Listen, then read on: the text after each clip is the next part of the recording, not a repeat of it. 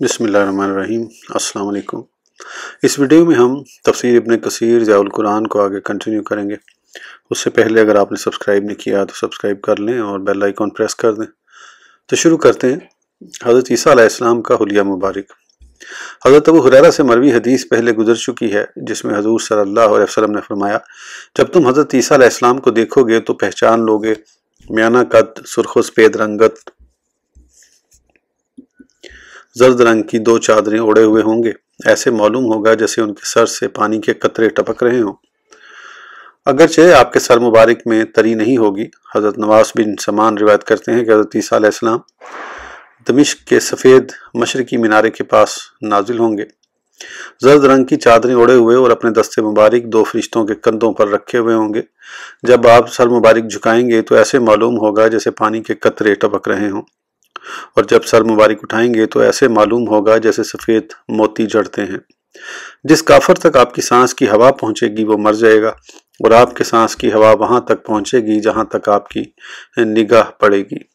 हज़रत अबू हुरैरा रिवायत करते हैं कि रसूलुल्लाह सल्लल्लाहु अलैहि वसल्लम ने फरमाया, मेराज की रात मेरी मुलाकात हज़रत मूसा अलैहिस्सलाम से हुई। वो म्याना कद, सीधे बालों वाले, कबीला शनुआ के आदमियों की मिसल मालूम होते थे। फिर मेरी मुलाकात हज़रत ईसा अलैहिस्सलाम से हुई। वो म्याने कद, सुर्ख रंगत वाले थे। ऐसे मालूम होता था कि वो भी हमाम से निकले हों। हज़रत इब्राहीम अलैहिस्सलाम को देखा तो ज़्यादा मेरे मुशाबे थे। हज़रत अब्दुल्लाह बिन उमर से मरवी है कि रसूलुल्लाह सल्लल्लाहु अलैहि वसल्लम ने इरशाद फरमाया कि मैंने हज़रत मूसा, ईसा और इब्राहीम अलैहिस्सलाम को देखा। हज़रत ईसा अलैहिस्सलाम तो सुर्ख रंग, घुंघरेले बालों और कुशादा सीने वाले थे, और हज़रत मूसा अलैहिस्सलाम गंदमी रंग के जिस्म और सीधे बालों वाले थे। जट मर्दों की मिसल मालूम होते। एक दूसरी रिवायत में इरशाद फरमाया कि अल्लाह ताला काना होने के ऐब से पाक है, और मसीह दज्जाल की दाईं आंख कानी होगी जैसा कि फूला हुआ अंगूर। एक और रिवायत में इरशाद फरमाया कि अल्लाह ताला ने मुझे ख्वाब में काबा के करीब ईसा अलैहिस्सलाम को दिखाया। खूबसूरत गंदमी रंग वाले थे। उनके बालों की लटें कंधों पर पड़ रही थीं। ऐसे मालूम होता था कि उनके सर से पानी के कतरे टपक रहे हैं। दो आदमियों के कांधों पर हाथ रखकर तवाफ कर रहे थे। मैंने पूछा, ये कौन है? उन्होंने बताया कि ये मसीह बिन मरियम अलैहिस्सलाम है। फिर मैंने उसके पीछे एक आदमी देखा जिसके बाल उलझे हुए और दाहिनी आंख कानी थी। इब्ने कतन के बहुत मुशाबे था। एक शख्स के दोनों कांधों पर हाथ रखकर तवाफ कर रहा था। मैंने पूछा, ये कौन है? तो लोगों ने बताया कि ये मसीह दज्जाल है। हज़रत अब्दुल्लाह फरमाते हैं कि रसूलुल्लाह सल्लल्लाहु अलैहि वसल्लम ने हज़रत ईसा अलैहिस्सलाम का रंग सुर्ख बयान नहीं फरमाया, बल्कि गंदमी फरमाया है। फिर उसके बाद आपने मुस्कुरा हदीस बयान की। इमाम ज़हरी फरमाते हैं कि इब्ने कतन का ताल्लुक कबीला बनु खज़ा के साथ था। ये ज़माना जाहिलियत ही में मर गया था। पहले हदीस में गुजर चुका है कि हज़रत ईसा अलैहिस्सलाम आसमान से नाजिल होने के बाद 40 साल ज़मीन पर ठहरेंगे। फिर जब आपका विसाल होगा तो मुसलमान आपकी नमाज जनाजा पढ़ेंगे, और मुस्लिम शरीफ की हदीस है कि वो 7 साल ठहरेंगे।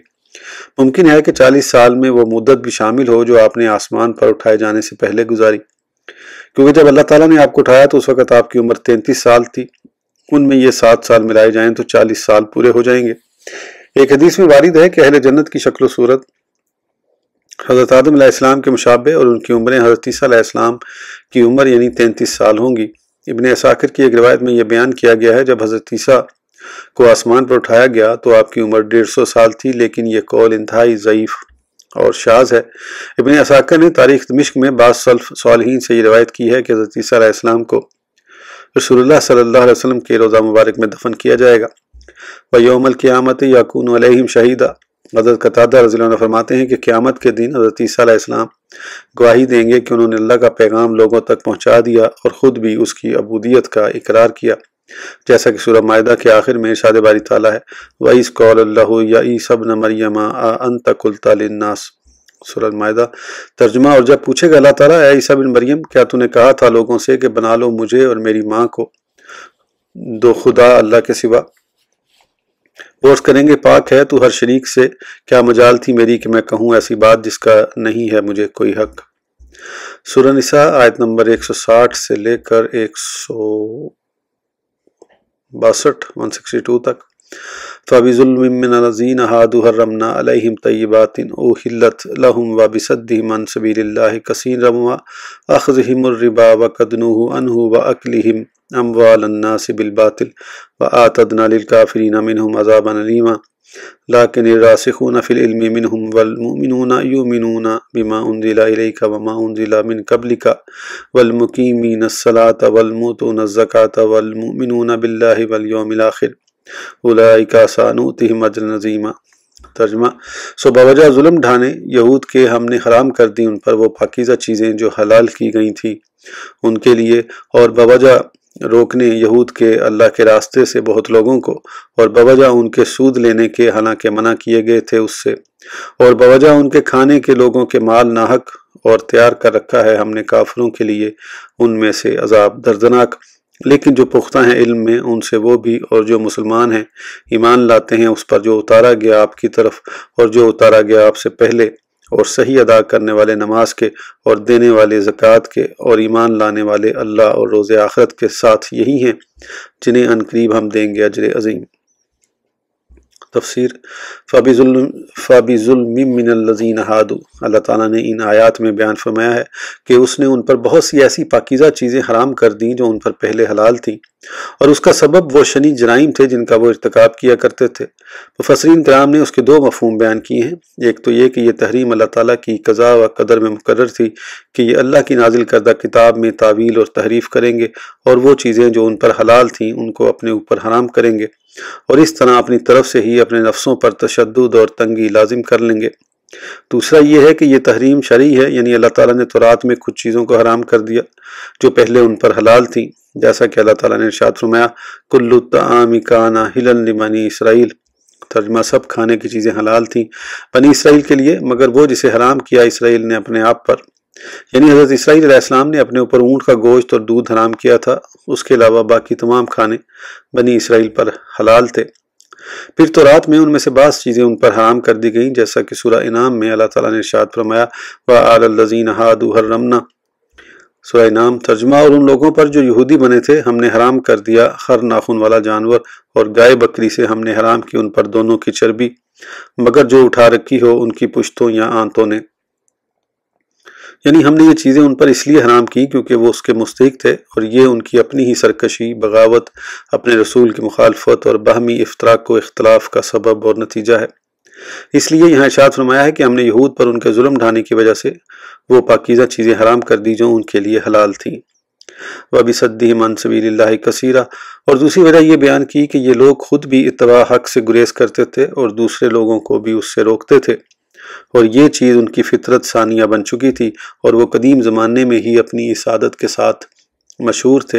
यही वजह थी कि ये रसूलों अलैहिस्सलाम के दुश्मन थे, उन्होंने बहुत से अंबिया को कत्ल किया, हज़रत ईसा अलैहिस्सलाम की तकज़ीब की, व अख़ज़िही मुर्रिबा। यहाँ तीसरी वजह बयान की कि अल्लाह ताला ने उन्हें सूद लेने से मना किया था, लेकिन उन्होंने अल्लाह ताला के हुक्म की नाफरमानी की और मुख्तलिफ हीले बहानों से लोगों से सूद खाया और बातिल तरीक़ों से लोगों के माल को हड़प किया। इसलिए अल्लाह ताला ने इरशाद फरमाया हमने उनमें से काफिरों के लिए दर्दनाक अज़ाब तैयार कर रखा है। लाकिन रासिखून फिल इल्म मिनहुम, यानी उनमें से वो लोग जो दीन में साबित कदम हैं और जिनको इल्म नाफे में रसूख हासिल है, उसकी तफसीर सूरह इमरान में गुजर चुकी है। वल मुमिनूना का अत्फ अर्रासिखून पर है और इसकी खबर युमिनूना बिमा उन्जिला इलैका वमा उन्जिला मिन कब्लिका है।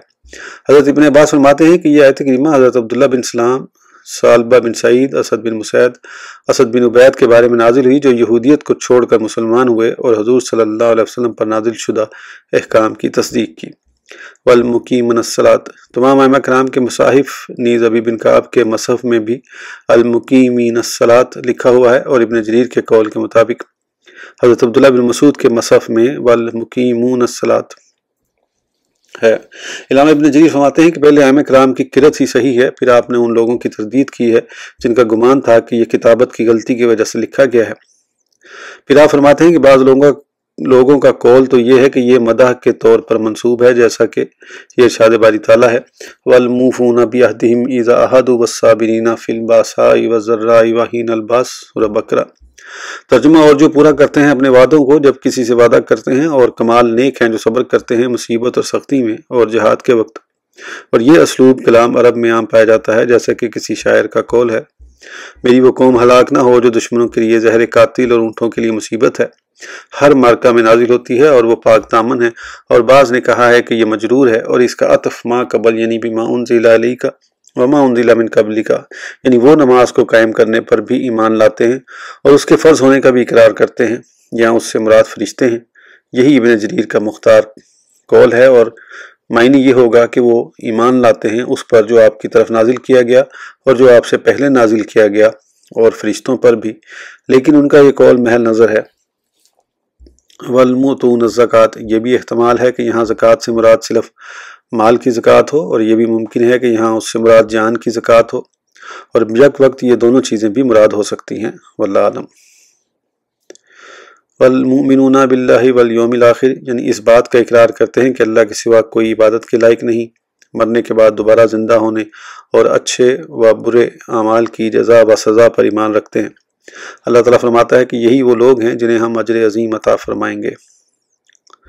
سورہ نساء آیت نمبر 163 سے 165، 163 to 165۔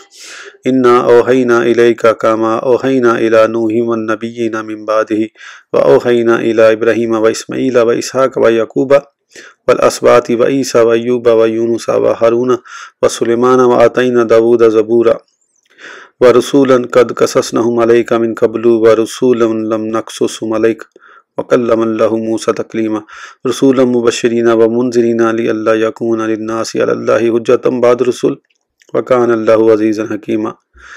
ترجمہ: بے شک ہم نے وحی بھیجی آپ کی طرف جیسے وحی بھیجی ہم نے نوح علیہ السلام کی طرف اور ان نبیوں کی طرف جو نوح علیہ السلام کے بعد آئے، اور جیسے وحی بھیجی ہم نے ابراہیم علیہ السلام، اسماعیل علیہ السلام، اسحاق علیہ السلام، یعقوب علیہ السلام اور ان کے بیٹوں، اور عیسیٰ علیہ السلام، ایوب علیہ السلام، یونس علیہ السلام، ہارون علیہ السلام اور سلیمان علیہ السلام کی طرف، اور ہم نے عطا فرمائی داؤد علیہ السلام کو زبور، اور جیسے وہی بھیجی دوسرے رسولوں پر جن کا حال بیان کر دیا ہے ہم نے آپ سے اس سے پہلے، اور ان رسولوں پر بھی جن کا ذکر ہم نے اب تک آپ سے نہیں کیا۔ اور کلام فرمایا اللہ نے موسیٰ سے خاص کلام بھیجے، ہم نے یہ سارے رسول خوشخبری دینے کے لیے اور ڈرانے کے لیے تاکہ نہ رہے لوگوں کے لیے اللہ تعالیٰ کے ہاں کوئی عذر رسولوں کے آنے کے بعد، اور اللہ تعالیٰ غالب ہے، حکمت والا ہے، کوئی تسلیم نہ کرے تو اس کی مرضی۔ تفسیر: انا اوحینا الیک، حضرت ابن عباس فرماتے ہیں کہ سکن اور عدی بن زیاد نے کہا اے محمد صلی اللہ علیہ وسلم، ہمیں معلوم نہیں کہ حضرت موسیٰ کے بعد اللہ تعالیٰ نے کسی بشر پر کوئی چیز نازل کی ہو، تو ان کے جواب میں اللہ تعالیٰ نے یہ آیات نازل فرمائیں۔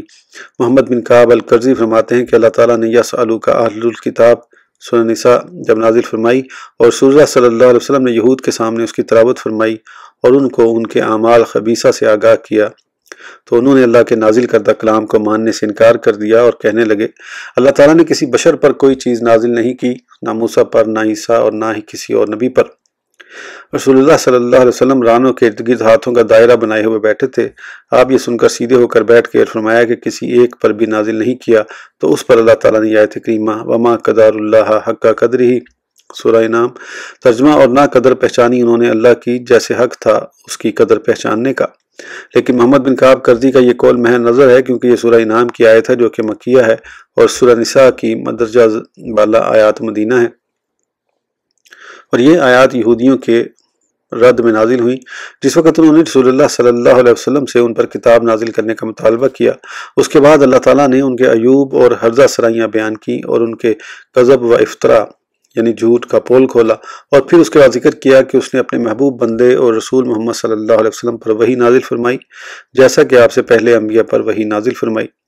زبور اس کتاب کا نام ہے جو اللہ تعالیٰ نے حضرت داؤد علیہ السلام پر نازل فرمائی۔ انبیاء کے حوال اور واقعات سورہ انبیاء میں ذکر کریں گے۔ وَرُسُولًا قَدْ قَصَصْنَاهُمْ عَلَيْكَ، یعنی کچھ رسولوں کا ذکر ہم اس آیت کے نازل کرنے سے پہلے مکی صورتوں میں کر چکے ہیں۔ وہ انبیاء جن کے اسماء مبارکہ اللہ تعالیٰ نے قرآن پاک میں ذکر کیے ہیں، حضرت آدم، ادریس، نوح، ہود، صالح، ابراہیم، لوط، اسماعیل، اسحاق، یعقوب، یوسف، ایوب، شعیب، موسیٰ، ہارون، یونس، داؤد، سلیمان، الیاس، الیسع، زکریا، یحییٰ، عیسیٰ۔ اکثر مفسرین کے نزدیک ذوالکفل علیہ السلام اور ان سب کے آقا و مولا حضرت محمد صلی اللہ علیہ وسلم۔ وَرَسُولًا لَمْ نَقْصُصْهُمْ عَلَيْكَ، یعنی ان کے علاوہ بہت سے انبیاء کرام ایسے بھی ہیں جن کا قرآن پاک میں ذکر نہیں۔ اسی وجہ سے انبیاء اور رسل کی تعداد میں اختلاف ہے۔ اس کے بارے میں حضرت ابو ذر ذکر کرتے ہیں کہ میں نے عرض کی یا رسول اللہ صلی اللہ علیہ وسلم انبیاء کتنے ہیں؟ فرمایا 1,24,000۔ میں نے عرض کی ان میں سے رسول کتنے ہیں؟ فرمایا 313۔ میں نے عرض کی ان میں سب سے پہلا کون سا ہے؟ فرمایا حضرت آدم علیہ السلام۔ میں نے عرض کی یا رسول اللہ صلی اللہ علیہ وسلم کیا وہ نبی مرسل ہیں؟ فرمایا ہاں، اللہ تعالیٰ نے انہیں اپنے دست قدرت سے پیدا کیا اور ان میں اپنی خاص روح پھونکی اور پھر ان کے اعضاء کو برابر کیا۔ پھر فرمایا ابو ذر ان میں سے 4 سریانی ہیں، حضرت آدم، شیس، نوح، خنوخ، ان کا مشہور نام ادریس ہے۔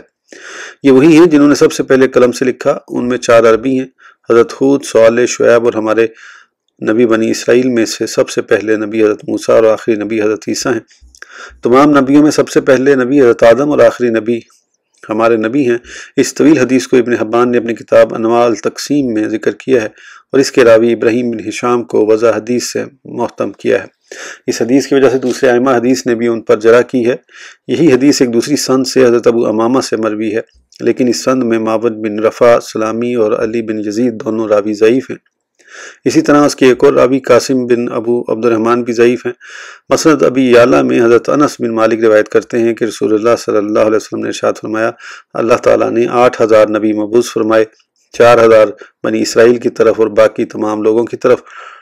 لیکن یہ سند بھی ضعف سے خالی نہیں، اس میں ربزی اور اس کے شیخ رکاشی دونوں ضعیف ہیں۔ ابو یعلا کی ایک دوسری حدیث میں آپ نے فرمایا، 8000 میرے نبی بھائی گزر چکے ہیں، ان کے بعد حضرت عیسیٰ آئے اور ان کے بعد میں آیا۔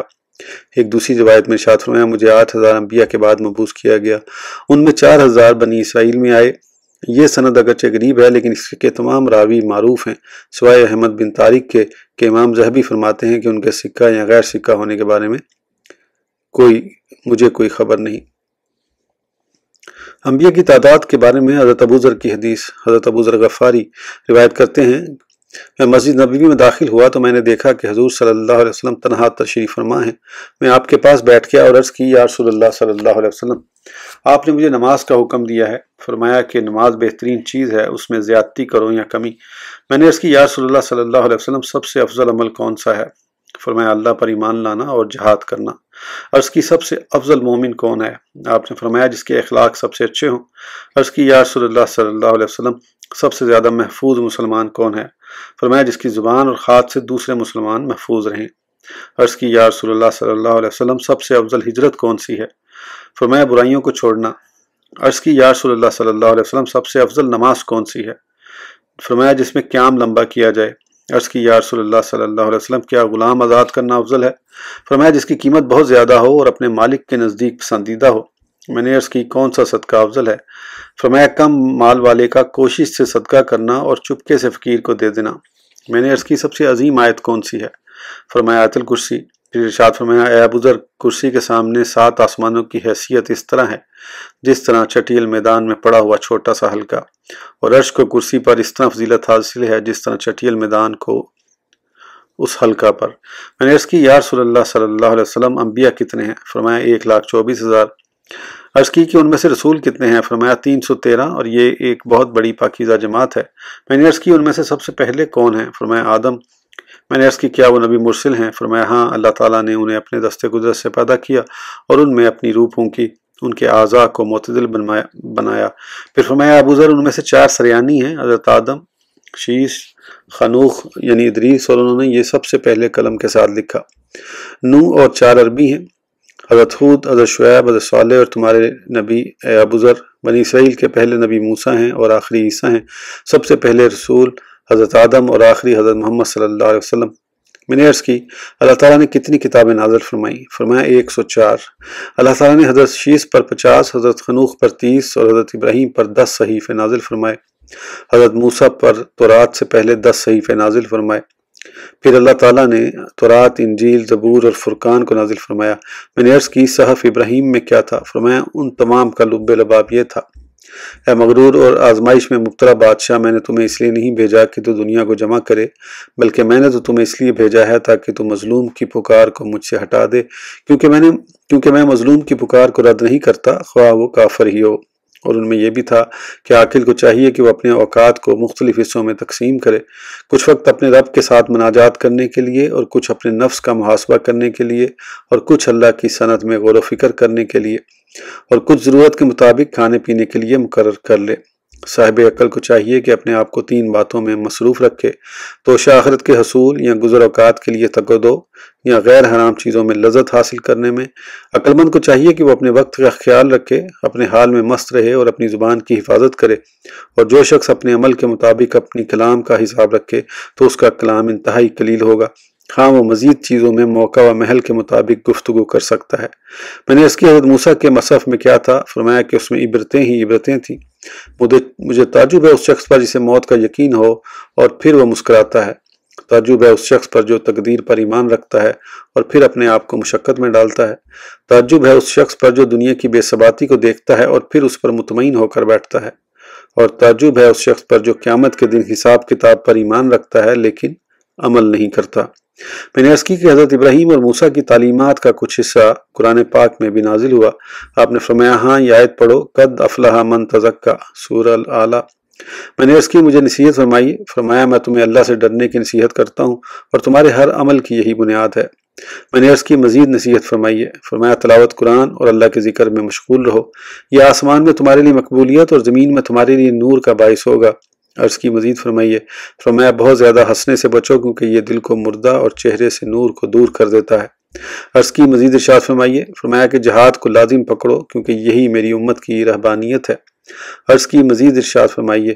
فرمایا اچھی بات کے علاوہ خاموشی اختیار کرو کیونکہ خاموشی سے شیطان بھاگ جاتا ہے اور یہ دینی معاملات میں معاون و مددگار ہوتی ہے۔ عرض کی کچھ اور فرمائیے۔ فرمایا اپنے سے نچلے درجے والے کی طرف دیکھو اور اپنے اوپرلے درجے کی طرف نہ دیکھو، اس طرح تم اللہ کی نعمتوں کو حقیر نہیں جانو گے۔ عرض کی کچھ اور فرمائیے۔ فرمایا کہ مساکین سے محبت کرو اور ان کے ساتھ بیٹھا کرو، اس طرح تم اپنے اوپر اللہ کی نعمتوں کو حقیر نہیں جانو گے۔ عرض کی کچھ اور بیان فرمائے۔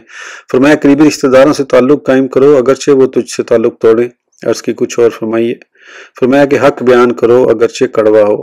عرض کی اور فرمایا کہ اللہ کے بارے میں کسی ملامت کرنے والے سے نہ ڈرو۔ میں نے عرض کی اور فرمایا کہ اپنے نفس کے عیوب میں غور و فکر کرو گے تو تمہیں لوگوں کے عیوب نظر نہیں آئیں گے۔ جس عمر کو تم پسند کرتے ہو لوگوں سے اس کے کرنے پر ناراض نہ ہو، اور تیرے لیے یہی عیب کافی ہے کہ تو لوگوں کے عیب کو جانے لیکن اپنے نفس کے عیوب سے غافل ہو۔ پھر آپ نے اپنا دست مبارک میرے سینے میں مار کر فرمایا تدبیر کی مثل کوئی عقل نہیں، حرام چیزوں سے رکنے کی مثل کوئی پرہیزگاری، اور حسن خلق کی مثل کوئی نصب و نصب نہیں۔ مثلا امام احمد میں بھی یہ حدیث کچھ اختصار کے ساتھ مروی ہے۔ حضرت ابو وداع روایت کرتے ہیں کہ حضرت ابو سعید خدری نے مجھ سے پوچھا کیا خارجی دجال کے قائل ہیں؟ میں نے عرض کی نہیں۔ یہ سن کر آپ نے فرمایا رسول اللہ صلی اللہ علیہ وسلم کا ارشاد ہے کہ میں 1000 بلکہ اس سے زیادہ نبیوں کے بعد آنے والا ہوں۔ اللہ تعالیٰ نے جس نبی کو بھی مبعوث فرمایا اس نے اپنی امت کو دجال سے ڈرایا، لیکن مجھے اللہ تعالیٰ نے وہ علامات بتا دیں جو کسی کو نہیں بتائیں۔ فرمایا دجال بھینگا ہے، تمہارا رب ایسا نہیں ہو سکتا۔ اس کی دائیں آنکھ بھینگی اور اوپر کو اٹھی ہوئی ہے جیسے چونے کی سفید دیوار پر سٹینڈ لگا ہوا ہو، اس کی بائیں آنکھ چمکتے ستارے کی طرح ہے۔ وہ ہر زبان میں گفتگو کرے گا، اس کے پاس سرسبز جنت کی صورت ہوگی جس میں پانی رواں ہوگا، اور اسی طرح نار جہنم کی سیاہ اور دھوئیں والی صورت ہوگی۔ ایک دوسری روایت کے الفاظ یہ ہیں کہ میں 1 لاکھ یا اس سے زیادہ انبیاء کا خاتم ہوں۔ ہو سکتا ہے اس میں 1000 کا لفظ زائد ہو کیونکہ دوسری روایت میں ذکر ہے کہ میں 1000 یا اس سے زیادہ نبیوں کا خاتم ہوں۔ وَكَلَّمَ اللَّهُ مُوسَىٰ تَكْلِيمًا، یہاں اللہ تعالیٰ نے حضرت موسیٰ علیہ السلام کو کلیم کی صفت سے مشرف فرمایا ہے۔ ایک شخص ابوبکر بن عیاش کے پاس آیا اور کہنے لگا کہ میں نے ایک شخص کو آیت کے حصے کو اس طرح وَكَلَّمَ اللَّهُ مُوسَىٰ تَكْلِيمًا پڑھتے ہوئے سنا ہے۔ آپ سخت ناراض ہوئے اور فرمایا کہ اس طرح صرف کافر کر سکتے ہیں۔ پھر فرمایا میں نے آمش نے یحییٰ بن وصاب سے، انہوں نے عبد الرحمن سلمہ، انہوں نے حضرت علی بن ابی طالب سے، اور حضرت علی نے رسول اللہ صلی اللہ علیہ وسلم سے وَكَلَّمَ اللَّهُ مُوسَىٰ تَكْلِيمًا پڑھا۔ حضرت ابوبکر بن عیاش اس لیے سخت ناراض ہوئے تھے کیونکہ اس طرح پڑھنے سے قرآن پاک کی لفظی اور معنوی تحریف ہوتی ہے۔ شاید یہ کوئی متزلی ہو جو یہ عقیدہ رکھتے ہیں کہ نہ تو اللہ تعالیٰ نے موسیٰ علیہ السلام سے کلام کیا اور نہ ہی اپنی مخلوق میں سے کسی اور سے۔ ایک متزلی نے کسی بزرگ کے سامنے کلم اللہ بالنسب موسیٰ تکلیماً پڑھا تو انہوں نے فرمایا اے ناہنجار، تم نے یہاں تو اللہ کے کلام میں تحریف کر دی، لیکن اس آیت وَلَمَّا جَاءَ مُوسَىٰ لِمِيقَاتِنَا وَكَلَّمَهُ رَبُّهُ سورہ الاعراف میں کیا کرو گے؟ کیونکہ اس میں تعویل و تحریف کی کوئی گنجائش نہیں۔ حضرت ابو ہریرہ سے مروی ہے کہ جب اللہ تعالیٰ نے موسیٰ علیہ السلام کو اپنے کلام سے مشرف فرمایا تو آپ رات کی تاریکی میں چٹان پر چلتی ہوئی چیونٹی کو بھی دیکھ لیا کرتے تھے۔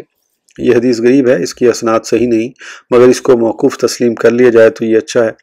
حضرت عبداللہ بن مسعود روایت کرتے ہیں کہ رسول اللہ صلی اللہ علیہ وسلم نے ارشاد فرمایا کہ جس دن اللہ تعالیٰ نے موسیٰ علیہ السلام سے کلام فرمایا اس دن آپ نے صوف کا جبہ شلوار پہنی اور صوف ہی کی چادر اوڑھی ہوئی تھی۔ اور آپ نے گدھے کی جلد کے نالین پہن رکھے تھے جسے ذبح کے ذریعے پاک نہیں کیا گیا تھا۔ حضرت ابن عباس فرماتے ہیں کہ اللہ تعالیٰ نے حضرت موسیٰ علیہ السلام کے ساتھ 3 دن میں 1,40,000 کلمات کے ساتھ کلام کیا۔ یہ تمام کے تمام نسائخ تھے، لیکن اس روایت کی سند ضعیف ہے کیونکہ اس کے راوی جویبر انتہائی ضعیف ہیں اور ضحاک کی حضرت ابن عباس سے ملاقات ثابت نہیں۔ حضرت جابر بن عبداللہ فرماتے ہیں کہ جبل طور پر جب اللہ تعالیٰ نے حضرت موسیٰ سے کلام کیا تو یہ اس کلام کے برعکس تھا جو اللہ تعالیٰ نے موسیٰ کے ساتھ اس دن فرمایا جب موسیٰ نے اللہ کو پکارا تھا۔ جب حضرت موسیٰ نے اس کے بارے میں دریافت کیا تو اللہ تعالیٰ نے ارشاد فرمایا، اے موسیٰ، میں نے تو ابھی تم سے 10,000 زبانوں کی قوت سے کلام کیا ہے، حالانکہ میرے پاس تمام زبانوں کی قوت بلکہ اس سے بھی زیادہ قوت موجود ہے۔ جب حضرت موسیٰ بنی اسرائیل کی طرف لوٹے تو آپ سے کلام ربانی کے وصف کے بارے میں پوچھنے لگے۔ آپ نے فرمایا، مجھ میں اس کا وصف بیان کرنے کی طاقت نہیں۔ انہوں نے عرض کی کہ کوئی تشبیہ بیان کر دیں۔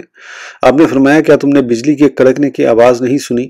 وہ کلام اس کے مشابہ تھی لیکن اس جیسی نہیں تھی۔ اس کی سند بھی ضعیف ہے۔ حضرت کعب فرماتے ہیں کہ اللہ تعالیٰ نے حضرت موسیٰ کے ساتھ اپنے کلام کے سوا تمام زبانوں میں گفتگو کی۔ حضرت موسیٰ نے عرض کی، بھائی تعالیٰ، یہ آپ کا کلام ہے؟ فرمایا، نہیں، اگر میں اپنے کلام کے ساتھ گفتگو کرتا تو تم اس کو برداشت نہ کر سکتے۔ عرض کی، کیا تیری مخلوق میں سے کسی کا کلام تیرے کلام کے مشابہ ہے؟ یہ روایت بھی حضرت کعب الاخبار پر موقوف ہے اور وہ عموماً گزشتہ کتابوں سے اسرائیلی روایت بیان کرتے ہیں جن میں صحیح اور غیر صحیح ہر قسم کی روایات شامل ہوتی ہیں۔